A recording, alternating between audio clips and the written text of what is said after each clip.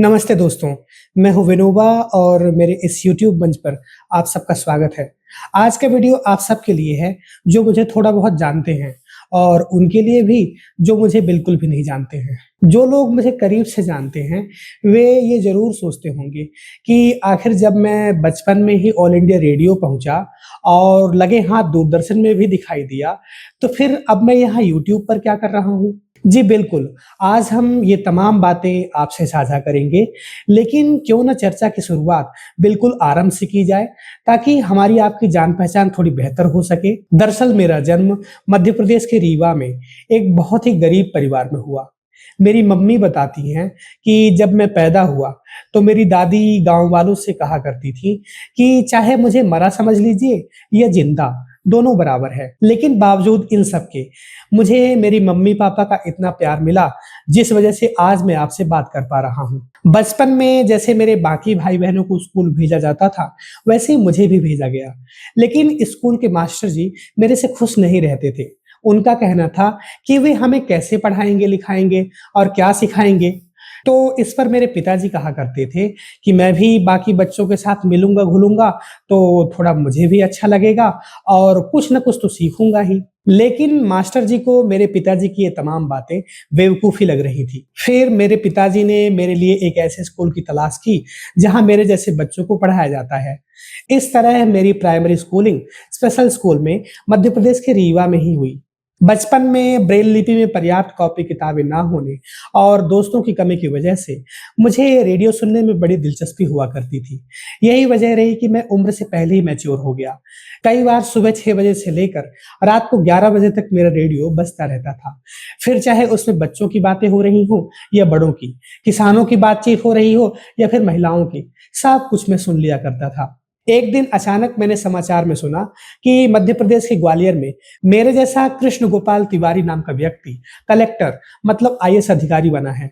फिर क्या था, मैंने भी सोच लिया कि मैं भी अब आईएएस बनूँगा। अब रीवा में हमारे लिए पढ़ने-लिखने की उतनी अच्छी फैसिलिटी अवेलेबल तो थी नहीं, जिससे मैं आईएएस बन पाता। फिर मुझे किसी ने बताया कि दिल्ली में मेरे जैसे लोगों की पढ़ाई-लिखाई बहुत अच्छी होती है। तो फिर मैं सिर्फ 12 साल की उम्र में दिल्ली आ गया। यहाँ भी मैं एक स्पेशल स्कूल में रहा, जहाँ मेरे जैसे बच्चों को पढ़ाया जाता है। लेकिन मुझे बहुत जल्द पता चल गया कि मेरे जैसे बच्चों की पढ़ाई स्पेशल स्कूल में सिर्फ नाम मात्र के लिए होती है। अब मेरे पास करने के लिए कुछ खास नहीं था। उन दिनों नॉर्मल स्कूल्स में हम लोगों का एडमिशन नहीं हुआ करता था। और स्पेशल स्कूल में पढ़ने-लिखने के नाम पर कुछ खास होता नहीं था। बावजूद इन सब के मैंने नॉर्मल स्कूलों में एडमिशन लेने की कोशिश की, लेकिन दिल्ली के तमाम स्कूल जो अपने आप में नामी-गिरामी थे, सब ने मेरा एडमिशन लेने से मना कर दिया। फिर मेरी 12th तक की स्कूलिंग दिल्ली के एक गवर्नमेंट स्कूल से हुई। इसके बाद मैंने दिल्ली यूनिवर्सिटी से पॉलिटिकल साइंस में ग्रेजुएशन और मास्टर्स किया। दिल्ली विश्वविद्यालय में मेरे जैसे बच्चों को एडमिशन तो मिल जाता है, लेकिन क्या पढ़ाया-लिखाया जाता है, इसका कुछ अता-पता नहीं। जैसा कि मैंने पहले कहा कि मुझे बचपन में रेडियो सुनने का बड़ा शौक था। संडे को रेडियो पर बच्चों के लिए प्रोग्राम आता था, जिसे मैं भी बड़े चाव से सुनता था। फिर उन बच्चों को सुनते-सुनते मुझे भी लगा, जिस तरह ये रेडियो पर छोटे-छोटे बच्चे बोलते हैं, वैसे तो मैं भी बोल सकता हूँ और कविता, कहानी, चुटकुले या गाने मैं भी सुना सकता हूँ। अब रेडियो वालों से मेरी कोई जान-पहचान तो थी नहीं। फिर मुझे एक ख़्याल आया कि 4 जनवरी को विश्व ब्रेल दिवस मनाया जाता है। उस पर तो रेडियो वाले कभी कोई बातचीत करते नहीं। तो इस मौके पर अगर मैं रेडियो वालों से जाके निवेदन करूँ कि मुझे भी रेडियो पर इस विषय पर बोलना है, तो हो सकता है वे मुझे भी रेडियो पर बोलने का अवसर दे दें।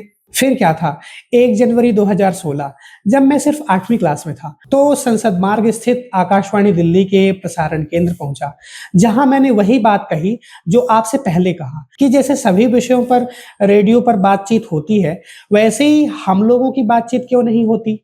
वहां मौजूद तमाम लोगों को मेरी बात ठीक और सटीक लगी, लेकिन उनका कहना था कि इतने संवेदनशील और महत्वपूर्ण विषय पर बोलेगा कौन। इस पर मैंने कहा कि मैं ही बोलूँगा। इस बात को लेकर उनका कहना था कि मैं तो बच्चा हूँ, मैं कैसे बोलूँगा? किंतु जब कार्यक्रम अधिकारियों ने मेरी स्क्रिप्ट सुना, तो वे सब दंग रह गए और बिना संशोधन के विश्व ब्रेल दिवस के अवसर पर मेरे द्वारा कही गई एक-एक बात उन्होंने शब्दशः प्रसारित की। दूरदर्शन का भी कुछ यही किस्सा रहा। लेकिन पहली बार यहाँ के अतिरिक्त कार्यक्रम निदेशक ने मेरी बात मानने से इनकार कर दिया। तो फिर 2014 में मैंने दूरदर्शन के महानिदेशक को एक लेटर लिखा कि जिस तरह बाकी विषयों पर बातचीत की जाती है, वैसे ही हमसे जुड़े मुद्दों पर कोई बातचीत क्यों नहीं की जाती। इस तरह जब मैं सिर्फ 10th स्टैंडर्ड में था, तो दूरदर्शन के प्रसारण का हिस्सा बना। लेकिन जो भी हो, अगर गलती से भी स्कूल वालों को मेरी बात पता चल जाती थी कि मैं दूरदर्शन से संपर्क करने की कोशिश कर रहा हूँ, तो वे मेरा मजाक उड़ाते थे। एक टीचर ने तो यहाँ तक कहा कि दूरदर्शन अपने कार्यक्रमों में संशोधन करके मुझे थोड़ी आमंत्रित करेगा, ये सब मैं भूल जाऊं। अब हम अपनी उसी बात पर वापस लौटते हैं कि आखिर मैं यूट्यूब क्यों करता हूँ। दरअसल मेरी जिद की वजह से दूरदर्शन के अधिकारी एवं कर्मचारी समय समय पर मुझे जगह तो दे देते थे, लेकिन मुझे रिकॉर्ड करने में किसी की कोई दिलचस्पी नहीं हुआ करती थी। ज्यादातर लोगों का लगता था कि अगर ये अंधा हमारी तरह टीवी रेडियो पर बोलेगा तो हमारा क्या होगा, फिर भला हमें कौन पूछेगा। आपने ये तो जरूर सुना होगा कि अंधा है तो गाना तो अच्छा गाता होगा, संगीत विद्या में जरूर अच्छा होगा। लेकिन हमारा सवाल है कि इतने बड़े देश में कुछ अंधे तो संगीत में निश्चित रूप से अच्छे होंगे। तो अगर हम रविंद्र जैन को छोड़ दें, तो फिर और कितने अंधों को संगीत के क्षेत्र में जगह दी गई है। भारत के मुख्यधारा के चैनलों एवं अखबारों द्वारा सिर्फ हमसे जुड़े विषयों या हमें ही गायब नहीं किया गया है, बल्कि देश की तमाम प्रतिभाओं को अखबारों एवं चैनलों द्वारा गायब किया गया है। आप इस चैनल को मेरा नाम या चेहरा चमकाने के लिए मत देखिए, बल्कि आप इसलिए देखिए कि किस तरह से हिंदुस्तान की प्रतिभाओं को खत्म किया गया। हमारे पास कोई बड़ा बजट या ब्रांड नहीं है, लेकिन आने वाले दिनों में हम ऐसे तमाम प्रतिभाशाली लोगों से आपसे मिलवाएंगे जिनका कोई तोड़ नहीं है। मेरा YouTube पर आने का सिर्फ यही एकमात्र मकसद नहीं है, बल्कि किस तरह मीडिया का गला घोटकर लोकतंत्र को खत्म करने की तैयारी है। सिर्फ इसकी सूचना देने के लिए नहीं, बल्कि आपको सचेत एवं सतर्क करने के लिए मैं यूट्यूब कर रहा हूँ। इस तरह कोई एक रीजन नहीं है जिस वजह से मैं यूट्यूब पर आ रहा हूँ। अभी पर्याप्त संसाधन न होने की वजह से हम रोजाना आपके लिए वीडियो नहीं ला पा रहे हैं, लेकिन जैसे जैसे आपका स्नेह और सहयोग बढ़ता जाएगा, वैसे वैसे हम वीडियो की संख्या बढ़ाते जाएंगे। मुझे आपके लिए वीडियो बनाने के साथ साथ अपना पेट भरने के लिए किसी बैंक में मजदूरी भी करनी पड़ती है, लेकिन इस बात से हमें कोई फर्क नहीं पड़ता। हम संघर्ष करने के लिए देश हित में हमेशा खड़े हैं। आप अपने दोस्तों, रिश्तेदारों और परिवारों से हमारे चैनल के बारे में जरूर बताएं और हमारे बारे में भी बताएं, और चैनल को सब्सक्राइब करने के लिए उन्हें प्रेरित करें। जिन लोगों को चैनल सब्सक्राइब करना नहीं आता, उनकी चैनल सब्सक्राइब करने में मदद भी करें। हमारे लिए किसी बैंक की नौकरी महत्वपूर्ण नहीं है, बल्कि देश महत्वपूर्ण है। हमें पूरा भरोसा है कि इस लड़ाई में आप हमारे साथ जरूर खड़े होंगे। शर्त सिर्फ इतनी है कि आपको सिर्फ सूचना मिलनी चाहिए, वो सूचना जिसे आप तक पहुंचने में रोका जा रहा है। खैर, अगर मैं अपने बारे में कुछ बताना भूल गया तो आप मुझसे कमेंट बॉक्स से पूछ सकते हैं। एक बार पुनः याद दिला रहा हूं, हमारे चैनल को लाइक, शेयर और सब्सक्राइब करना बिल्कुल भी मत भूलिएगा। हमें देखने के लिए शुक्रिया।